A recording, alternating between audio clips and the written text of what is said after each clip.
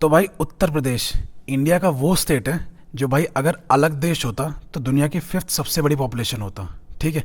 पिछले 14 सालों में ना यूपी ने बिल्कुल दो अलग अलग मॉडल देखे हैं डेवलपमेंट के। ठीक है।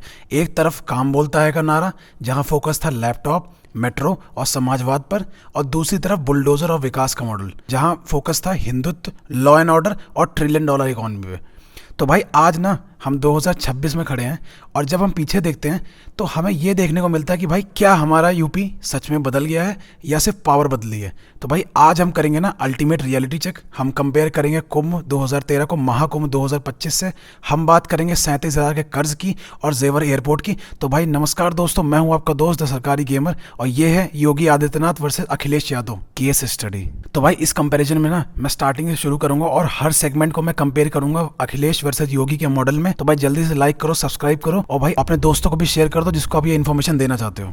ठीक है। तो चलते हैं भाई सीधे chapter number 1 the infrastructure Wars. तो भाई शुरुआत करते हैं ना उस चीज से जो दिखती है, सड़क और कनेक्टिविटी। तो भाई अखिलेश के एरा में ना जो कि 2012 से 2017 था, स्पीड और विजन का एरा था। ठीक है।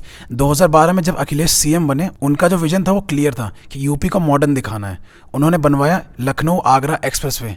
तो भाई क्वालिटी इसकी ऐसी थी ना जो भाई इंडियन एयरफोर्स के जेट्स भी उतार लेते थे अपने ऊपर। ठीक है। तो भाई ये रिकॉर्ड 22 महीने के टाइम पे पूरा हुआ था और ये पहला ऐसा था ना यूपी में एक्सप्रेसवे जिसकी लेंथ थी 302 किलोमीटर। ठीक है। और ये 9 डिस्ट्रिक्ट को कनेक्ट करता था। ठीक है। और दूसरा सपना जो उन्होंने यूपी वालों को दिखाया वो था लखनऊ मेट्रो का, और उसे भी उन्होंने रिकॉर्ड टाइम में ट्रैक पर उतार दिया। तो क्रिटिक्स कहते हैं कि ये जो विकास था ना ये सिर्फ लखनऊ आगरा और नोएडा के ट्रायंगल तक ही सीमित था। पूर्वांचल और बुंदेलखंड अभी भी अंधेरे में ही थे। फिर आता भाई योगी का एरा 2017 से 2026। तो भाई 2017 में जब योगी आए उन्होंने कहा कि भाई हम एक सड़क नहीं, हम एक पूरा सड़कों का जाल बनाएंगे, यानी कि वेब बनाएंगे। तो उन्होंने 3 चीज़ें बनवाई। पहले चीज़ थी पूर्वांचल एक्सप्रेसवे। ये एक्सप्रेसवे लगभग 349 किलोमीटर का है जो कि कनेक्ट करता है लखनऊ को बिहार के बॉर्डर्स तक, यानी कि गाजीपुर तक। ठीक है। तो भाई इसमें ना 6 ऑपरेशनल लेन है और ये 8 लेन तक एक्सटेंड किया जा सकता है। तो भाई दूसरी बड़ी चीज़ थी ना बुंदेलखंड एक्सप्रेसवे। ये 296 किलोमीटर एक 4 लेन एक्सप्रेसवे है जो कि कनेक्ट करता है चित्रकूट के एक गांव गोंडा को आगरा एक्सप्रेसवे से कुदरेल गांव के पास। ठीक है। तो भाई ये एक्सप्रेसवे ना उन एरिया के लिए वरदान हो गया जो सड़क और पानी दोनों के लिए तरसते थे। अब तीसरी बड़ी चीज़ आती है ना कि भाई गंगा एक्सप्रेसवे। तो भाई गंगा एक्सप्रेसवे ना अभी फेज़ 1 उसका कंस्ट्रक्ट हो चुका है पर फेज़ 2 अभी अंडर प्रोसेस में है। ये टोटल दोनों मिला कर 999 किलोमीटर लंबा एक्सप्रेसवे बनने वाला है जो कि वेस्टर्न यूपी को ईस्टर्न यूपी यानी कि पूरा यूपी इंटरकनेक्टेड करने वाला है, वो भी गंगा के साथ साथ। ठीक है। अभी इसका फेज़ 1 है, मेरठ से प्रयागराज तक कंप्लीट हो चुका है और आगे प्रयागराज से बिहार के बॉर्डर तक वो कनेक्ट होना बाकी है। इसको यूपी का बैकबोन भी कहते हैं। ठीक है। और सबसे बड़ा गेम चेंजर ना जेवर इंटरनेशनल एयरपोर्ट जो कि नोएडा में है। अखिलेश के टाइम पे ना मेट्रो केवल एक शहर में थी, लखनऊ में, और योगी के टाइम पे 5+ शहरों में है जिनमें से कानपुर, आगरा, मेरठ जिनमें RRTS भी है, ये सारे मेन डिस्ट्रिक्ट हैं। ठीक है। अब आते हैं वर्डिक्ट पे कि फाइनली इसका निष्कर्ष क्या है। तो भाई अखिलेश ने ना बेंचमार्क सेट किया था लेकिन योगी ने स्केल बढ़ा दिया था। पर सवाल ये है कि भाई क्या इन एक्सप्रेसवे पे चलने वाली गाड़ियाँ यूपी के आम लोगों की हैं? तो भाई इसका आंसर ना अब आप लोग कमेंट्स में देना। ठीक है। और बीच बीच में भाई वो लाल कलर का बटन है ना सब्सक्राइब वाला, वो भी दबाते रहना। ठीक है। तो अब सीधे चलते हैं भाई चैप्टर नंबर 2 पे, tourism and the Mahakumbh face of. ठीक है। अब आते हैं ना भाई उस मुद्दे पे जो सिर्फ इकोनॉमी नहीं इमोशन भी है, टूरिज्म और फेथ।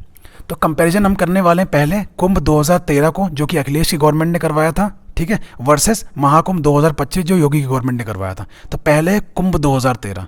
तो भाई 2013 का जो कुंभ मिला था उसमें बजट कम था, एरिया छोटा था, लेकिन भाई वो याद किया जाता है लोगों की आस्था की वजह से नहीं, वो याद किया जाता है वो ट्रैजिक जो रेलवे स्टेशन के पास स्टैम्पीड हुई थी, जो भगदड़ मची थी रेलवे स्टेशन के पास। मिसमैनेजमेंट के आरोप लगे थे। अखिलेश की सरकार पे ना एडमिनिस्ट्रेटिव नेग्लिजेंस का ठप्पा लग गया। दुनिया भर में भाई ये इमेज बन गई कि यूपी ना मैसिव क्राउड हैंडल नहीं कर सकता। अब आते हैं भाई योगी के मॉडल महाकुंभ 2025 का। तो भाई 2013 से आते हैं सीधा 2025 फास्ट फॉरवर्ड में। योगी ने ना इसे एक इवेंट नहीं, इसे एक ग्लोबल ब्रांड बना दिया। तो भाई एरिया जो था वो 2013 के कंपेयर में ना 3 गुना बढ़ा दिया। और भाई अगर बात करें हम टेक्नोलॉजी की तो 30,000 से ज़्यादा AI पावर्ड कैमरेज ताकि लोग गुम ना हो और आसानी से मिल सकें, ये भी इंस्टॉल हुए। मल्टी लेवल पार्किंग का भी इसमें प्रोविज़न था। ठीक है। अब बात करते हैं कितने लोग आए यानी कि फुटफॉल की। तो भाई गवर्नमेंट डेटा के हिसाब से माने ना तो 66 करोड़ लोगों ने कुंभ स्नान किया, ठीक है। अब भाई क्लीननेस भी वहाँ बहुत ज़्यादा थी और इतने सारे पोर्टेबल टॉयलेट्स और इतने सारे कर्मचारियों को नौकरी भी मिली, ठीक है। तो बहुत अच्छी अच्छी चीज़ें हुई हैं और 2013 के कंपैरिजन में 2025 वाला महाकुंभ बहुत बढ़िया था। इसके बाद टूरिज्म के आंकड़े बोलते हैं कि अयोध्या राम मंदिर और काशी कॉरिडोर बनने के बाद यूपी का जो डोमेस्टिक टूरिज्म था ना वो नंबर 1 पर आ गया, यहाँ तक कि गोवा और केरला से भी आगे पहुँच गया। अब अखिलेश जी क्या आर्गूमेंट देते हैं कि भाई अखिलेश का कहना ये है ना कि ये नंबर फेक है। उनका आरोप है कि महाकुंभ में फंड्स का मैसिव करप्शन हुआ है और डिविनिटी यानी कि लोगों की आस्था के ना मार्केटिंग बना दिया। तो भाई वाराणसी में स्मार्ट सिटी के नाम पे पुराने लोगों के घर तोड़ने का मुद्दा ना उन्होंने भी बहुत जोर जोर से उठाया था। अब आते हैं भाई chapter number 3, economy, the trillion dollar dream versus the reality. और योगी की पिच क्या है ना कि भाई अब यूपी ना रेवेन्यू सरप्लस स्टेट है, टारगेट है $1 ट्रिलियन इकोनॉमी बाई 2027 से लेकर 2029 के बीच में।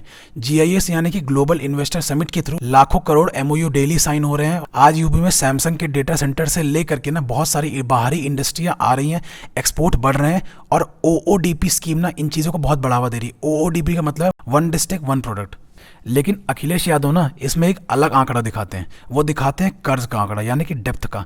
तो भाई वो बताते हैं कि हर यूपी वाले पे ना आज 37,500 रुपये का कर्ज है। समाजवादी पार्टी का कहना यह है कि GSDP यानी कि gross state domestic production growth inflation की वजह से दिख रहा है, यानी कि अगर महंगाई बढ़ रही है इसलिए वो दिख रहा है, ठीक है। रियल इनकम नहीं बढ़ी है, पेट्रोल डीजल के दाम और किसान की लागत यानी कि इनपुट कॉस्ट आज भी आसमान छू रही हैं।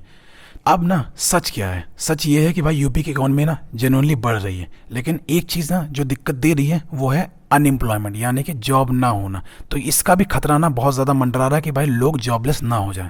अब आते हैं चैप्टर नंबर 4 जो कि मेन चीज़ है law and order, bulldozer versus dial 100। पहले हम देखते हैं अखिलेश का मॉडल, ठीक है। Akhilesh the reformer. अखिलेश चाहते थे कि जब पुलिस है ना वो मॉडर्न बने। उन्होंने डायल 100 लॉन्च किया कि फ़ोन मिलाओ पुलिस घर आएगी। 1090 वुमेन पावर लाइन बनाई जिससे सीधे वुमेन को ना एक कॉल पे ही हेल्प हो जाएगी, ठीक है। लेकिन ग्राउंड पे समाजवादी पार्टी के कार्यकर्ताओं की ना जो गुंडागर्दी थी वो हर दूसरे तीसरे दिन सुनने को मिल जाते। और मुजफ्फरनगर के जो दंगे थे ना उन्होंने ना समाजवादी पार्टी की इमेज बहुत ज़्यादा ख़राब कर दी थी। लड़कियां सेफ नहीं थी और एक सेंस ऑफ सिक्योरिटी नहीं थी। अगर सिक्योरिटी नहीं होगी तो फॉरेन इन्वेस्टमेंट आने से डरेंगे, जो कि रंगदारी के फॉर्म में लोग लिया करते थे। और योगी के मॉडल में ना यही उन्होंने हटा दिया गया। अब आते हैं भाई योगी का मॉडल 2017 से 2026, द इन्फोर्सर। योगी का अप्रोच सिंपल था, जीरो टॉलरेंस, ठीक है। गाड़ी पलटना और बुलडोजर चलाना उनका ट्रेडमार्क बन गया। माफिया अतीक अहमद और मुख्तार अंसारी जैसे चैप्टर क्लोज हुए। NCRB का डेटा कहता है कि दंगे यानी कि राइट्स कम हुए। बिजनेसमैन क्लेम करते हैं ना कि भाई अब उन्हें ना रंगदारी देने के कॉल नहीं आते हैं और बस सिक्योरिटी है, सिक्योरिटी अच्छी है जिससे फॉरेन इन्वेस्टमेंट भी अट्रैक्ट होता है हमारे यूपी में। बात है भाई हमारे चैप्टर नंबर 5 पे जो कि है the missing link, unemployment and education, ठीक है। तो भाई यहाँ आकर ना योगी सरकार जो है ना वो थोड़ी सी गिर जाती है यानी कि स्टक हो जाती है।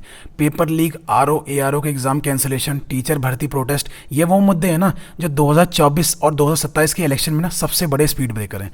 तो भाई अखिलेश यादव ने ना इसे अपना मेन वेपन बनाया है। PDA यानी कि पिछड़ा, दलित और अल्पसंख्यक के साथ ना बेरोजगारी को जोड़ के उनका कहना ये है कि भाई एक्सप्रेसवे पे चलने के लिए ना गाड़ी चाहिए और गाड़ी आएगी जॉब से, और जॉब यानी कि नौकरी वो तो है ही नहीं क्योंकि आए दिन पेपर लीक हो रहे हैं, ठीक है। और योगी गवर्नमेंट का दावा है ना कि भाई उन्होंने 6 लाख सरकारी नौकरियां दी है, लेकिन यूपी की ना युवा आबादी के हिसाब से ना ये ऊँट के मुंह में जीरा टाइप है, ठीक है। तो भाई अब आते हैं हमारे chapter number 6, the conclusion, who won the decade, ठीक है। तो भाई दशक किसने जीता, कौन है भाई यूपी का असली हीरो, क्या वो बुलडोजर बाबा हैं या वो साइकिल वाले अखिलेश यादव हैं, ठीक है। तो भाई 14 साल बाद ना यूपी कहाँ खड़ा है। अखिलेश यादव ने ना यूपी को सपने दिखाए कि हम सिंगापुर और लंदन जैसा इंफ्रास्ट्रक्चर बना सकते हैं। उनका फोकस ना सोशल वेलफेयर और सिविल लिबर्टी पर था।